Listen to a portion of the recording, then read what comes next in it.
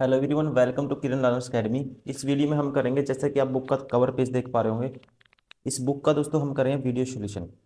अभी हम करेंगे 23/8/2022 सेकंड शिफ्ट में जितने भी क्वेश्चन आए थे ग्रुप डी के एग्जाम में, किससे, साइंस से, वो सारे कवर करेंगे। ठीक है, सामान्य विज्ञान से जो भी क्वेश्चन बनते हैं वो सारे कवर करेंगे इस वीडियो में। और हम लगातार आपके लिए वीडियो डाल रहे हैं, मैथ्स, रीजनिंग, साइंस, जीके। आप वो भी लगातार प्रैक्टिस करिए, क्योंकि अब आपका एग्जाम नज़दीक है बहुत। ठीक है, 2 ढाई 3 महीने का आपके पास टाइम है मैक्सिमम। ठीक है, आपका एप्लीकेशन स्टेटस आ जाएगा दोस्तों 1.5 2 महीने में, आप इसको, ठीक है, अब सीरियस, टेक इट सीरियसली और प्रैक्टिस करिए। तो चलिए अभी स्टार्ट करते हैं फर्स्ट क्वेश्चन से। 23/8/2022 second shift, all the science questions. First question है, the splitting up white light into 7 components as it enters a glass prism is called। तो दोस्तों, कोई भी प्रिज्म है, ठीक है, लाइट आई, ठीक है, लाइट आएगी, यहाँ टकराएगी और डिस्पर्स हो जाएगी। ठीक है, इसे क्या बोलते हैं? Dispersion of light. ठीक है, ऑप्शन कौन सा? Option second is correct. ठीक है, लाइट डिफरेंट कलर में डिस्पर्स हो जाएगी दोस्तों। ठीक है, और ये किससे मापते हैं? स्पेक्ट्रम से। और विब इसको रिप्रेजेंट करते हैं विबग्योर। ठीक है, विबग्योर। और कभी कभी पूछ लेता है, ठीक है, वेवलेंथ। वेवलेंथ दोस्तों, ठीक है, वेवलेंथ किसकी ज़्यादा होगी? जिसकी स्पीड ज़्यादा होगी। ठीक है, तो ध्यान रखेंगे, जो वेवलेंथ है रेड कलर की क्या होगी दोस्तों? सबसे ज़्यादा होगी। ठीक है, तो इसमें ये आता है विब, जो इसमें 7 कलर में लाइट क्या होती है? डिस्पर्स हो जाएगी। Option second is correct. Question number 2, HNO3 मतलब कि नाइट्रिक एसिड है दोस्तों, और पोटेशियम हाइड्रोक्साइड है, KOH। ठीक है, पोटेशियम हाइड्रोक्साइड। और ये दोनों मिलकर क्या बनाते हैं? KNO3, पोटेशियम नाइट्रेट बना रहे हैं, और वाटर क्या हो रहा है दोस्तों? ठीक है, ये वाटर रिलीज हो रहा है और पोटेशियम क्या बना रहे हैं? नाइट्रेट। तो ध्यान रखेंगे दोस्तों, न्यूट्रलाइजेशन रिएक्शन वो होता है जब क्या होता है, ये रिएक्शन होती है हमेशा एसिड और बेस के बीच। ठीक है, क्या बनेगा? Salt and water. ठीक है, तो ऑप्शन होगा दोस्तों इसका। ठीक है, ये कौन सी रिएक्शन है? Neutralisation. Option third is correct. Question number 3, convex lens form a real and inverted image. ठीक है, twice the size of the object, magnification produced by the lens is equal to. तो मैग्निफिकेशन पावर होता है दोस्तों, ठीक है, M से represent करते हैं, ये होता है V/U। अब V क्या है? इमेज होता है किसका? जो V है, डिस्टेंस ऑफ इमेज, और ये क्या है? ट्वाइस है ऑब्जेक्ट की इमेज की, 2U/U। कैंसिल आउट हो जाएगा, तो आंसर क्या आएगा? 2। ऑप्शन, ठीक है, तो ऑप्शन कौन सा होगा? ऑप्शन 2 होगा। लेकिन दोस्तों 2 नहीं होगा, क्योंकि कॉन्वेक्स लेंस के लिए जो इमेज, ठीक है, अगर इमेज क्या बनेगा दोस्तों? रियल और इन्वर्टेड बनेगा, तो मैग्निफिकेशन पावर क्या हो जाता है? नेगेटिव हो जाता है। ठीक है, इस चीज़ का आपको ध्यान रखना है, इसलिए ऑप्शन क्या होगा? नेगेटिव में आएगा। Option second is correct. Question number 4, the leaves of the dash plants contain methanoic acid. ठीक है, कहता है डैश के पौधे की पत्तियों में मेथनोइक एसिड होता है।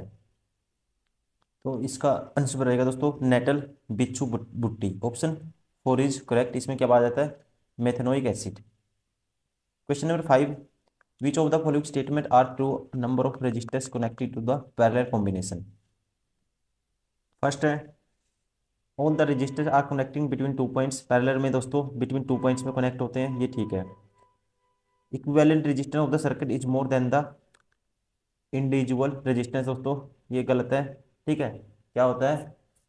मोर देन नहीं होता। ठीक है, the potential difference across the resistance दोस्तों ये सेम होता है। ठीक है, ऑप्शन फर्स्ट एंड ये थर्ड ठीक होगा, इसलिए ऑप्शन कौन सा होगा? Option second is correct.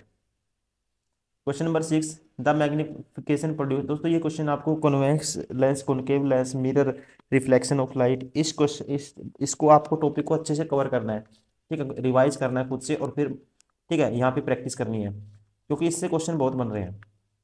Magnification produced by the lens is 1/2. The nature of the relative size of the image formed by the lens in the respective order is।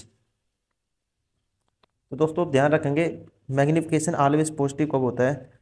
जब क्या होगा दोस्तों? ठीक है, लेंस बनाएगा कौन सी इमेज, वर्चुअल, इरेक्ट और diminished, मतलब कि आभासी, सीधा और छोटा। ठीक है, और ये क्या होती है दोस्तों, ये डिपेंड नहीं करती, ठीक है, इरिस्पेक्टिव होती है, कह सकते हैं, position of the object.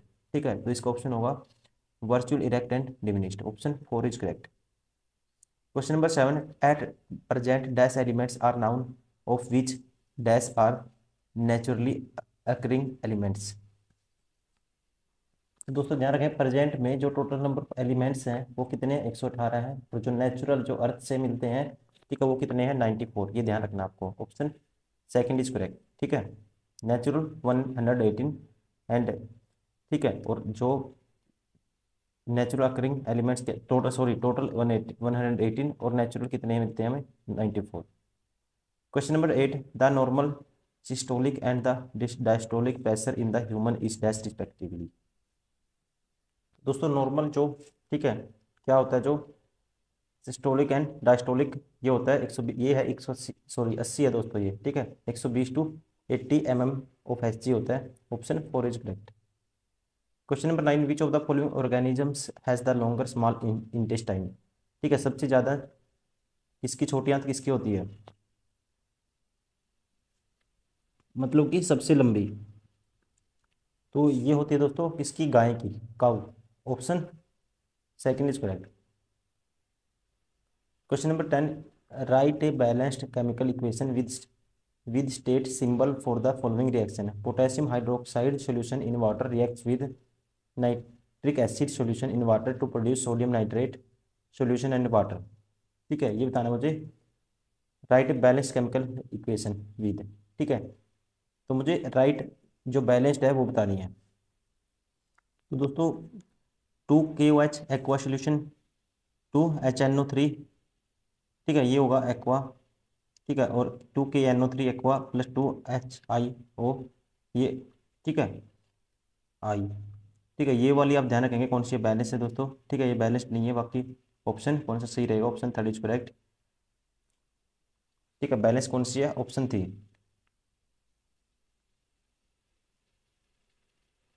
Question number 11, नीचे दिए गए कथनों पर विचार कीजिए और सही उत्तर का चयन कीजिए। अष्टम नियम केवल कैल्शियम तक ही लागू होता है। सेकंड है, कैल्शियम के बाद प्रत्येक आठवीं तत्व में पहले के समान गुण मौजूद नहीं थे। तो दोस्तों ये भी स्टेटमेंट सही है, ठीक है, और ये भी सही है, और ये इसको इम्प्लीफाई करती है, ठीक है, इसलिए कह सकते हैं हम दोनों सही है, कथन दो, कथन वन की सही व्याख्या है, option second is correct. Question number 12, नीचे दिए कथनों पर विचार सही उत्तर का चयन कीजिए। कार्बन में कार्बन के अन्य परमाणुओं के साथ बंध बनाने की अद्वितीय क्षमता होती है, जिसके परिणामस्वरूप बड़े अणु बनते हैं। सेकंड कहता है इस गुण को श्रृंखलन या कैटेनेशन कहा जाता है। तो दोस्तों जो कार्बन है इसके लास्ट सेल में, आउटर मोस्ट सेल में चार इलेक्ट्रॉन होते हैं, और ये क्या बनाता है, कोवलेंट बॉन्ड बनाता है। ठीक है, क्या बनाता है, कोवलेंट बॉन्ड। तो पहला कहता है कि कार्बन में अन्य परमाणुओं के साथ बंध बनाने की अद्वितीय क्षमता होती है, ये सही है दोस्तों, और इस श्रृंखलन को कैटेस कैटेनेशन कहा जाता है।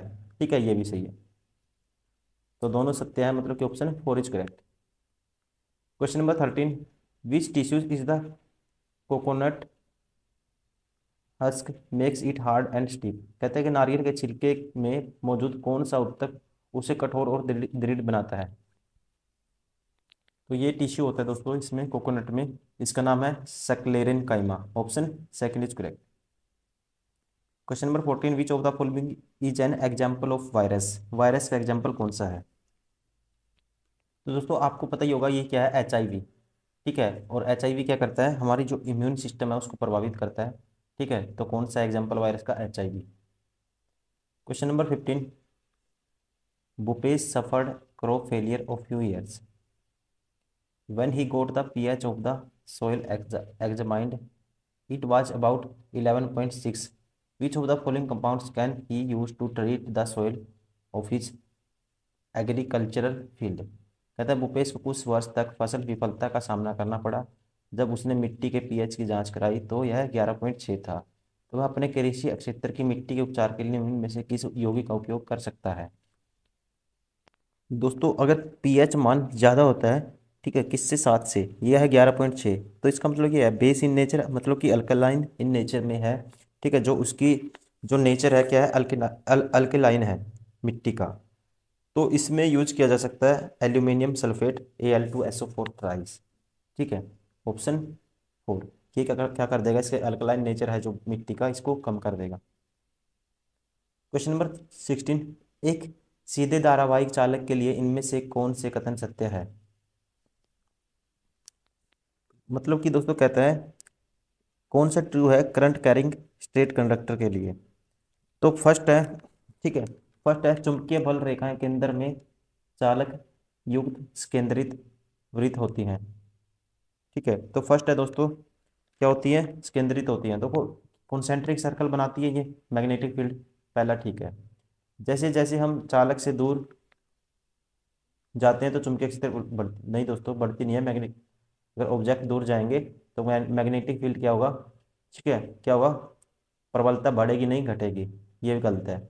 चुंबकीय क्षेत्र की दिशाएं दाएं हाथ के अंगूठे के नियम का उपयोग करके निर्धारित की दोस्तों राइट हैंड फ्लेमिंग रूल से क्या की जा सकती है, हम डिफाइन करते हैं, ये भी ठीक है, पहला और तीसरा ठीक है, मतलब कि option 4 is correct. Question number 17, identify the incorrect relationship between the power P, current J, resistance R in the potential difference P। तो दोस्तों कौन सा गलत है इसमें, पहला गलत है, पावर होता है पावर I²R। ठीक है, क्या होता है I²R, और यहाँ पे रिलेशन बनाएंगे दोस्तों ये भी बन जाएगा। ठीक है, तो I²R, तो I की वैल्यू V बाई क्या होती है दोस्तों, V बाई ये हो जाएगा, पावर की वैल्यू I²R है, तो ये रिलेशन भी बनेगा, ये भी बनेगा और ये भी बनेगा। ठीक है, तो इसलिए ऑप्शन ध्यान रखना आपको, R² नहीं है, I²R होता है power. What is the distance between the pole and the focus of the spherical mirror? तो दोस्तों जो रेडियस ऑफ कर्वेचर होती है R होती है ट्वाइस ऑफ F के, तो F की वैल्यू हो जाएगी R/2, क्या हो जाएगी R/2, option first is correct. Question number 19, 3 bulbs A B C R, ठीक है, 40 watt, 60 watt and 100 watt respectively are connected to parallel to a voltage of 220 volt, the bulb glow with maximum brightness is.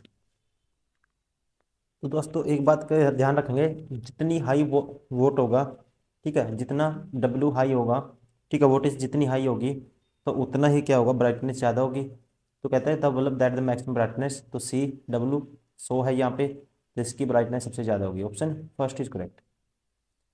Question number 20, which of the following reactants will come in place of A and given neutralisation reaction. ठीक है, ए के स्थान पे क्या आएगा दोस्तों, यहाँ पे क्लोरीन गैस है। ठीक है, तो इनमें से देखो सल्फ्यूरिक एसिड, तो HCl में क्लोरीन होता है HCl। ठीक है, हाइड्रोक्लोरिक क्लोरिक एसिड आएगा एक स्थान पे, ऑप्शन, ठीक है, 4 is correct. Question number 21, which of the following is a naturally occurring source of air pollution. कहते हैं निम्नलिखित में से कौन सा वायु प्रदूषण का एक प्राकृतिक स्रोत है। तो आपको पता ही होगा दोस्तों, आसान है, कौन सा इनमें से, वोल्केनिक इरप्शंस कह सकते हैं, ज्वालामुखी विस्फोट, option first is correct. Question number 22, which of the following is the common product produced during aerobic and anaerobic respiration initially in the first step. कहते हैं पहले चरण में ऑक्सी और अनऑक्सी। ठीक है, एरोबिक होता है दोस्तों जब हम सांस लेते हैं ऑक्सीजन के साथ, और जब सांस लेना विदाउट ऑक्सीजन क्या होता है, एनारोबिक। ठीक है, इसके उभयनिष्ठ उत्पाद निम्न में से कौन सा है। ठीक है, पहले चरण में आरंभ में कहते हैं विच of the following is the common product produced during the, ठीक है, इनिशियली स्टेज या फर्स्ट स्टेप। तो दोस्तों ध्यान रखेंगे ये है pyruvate, option second is correct.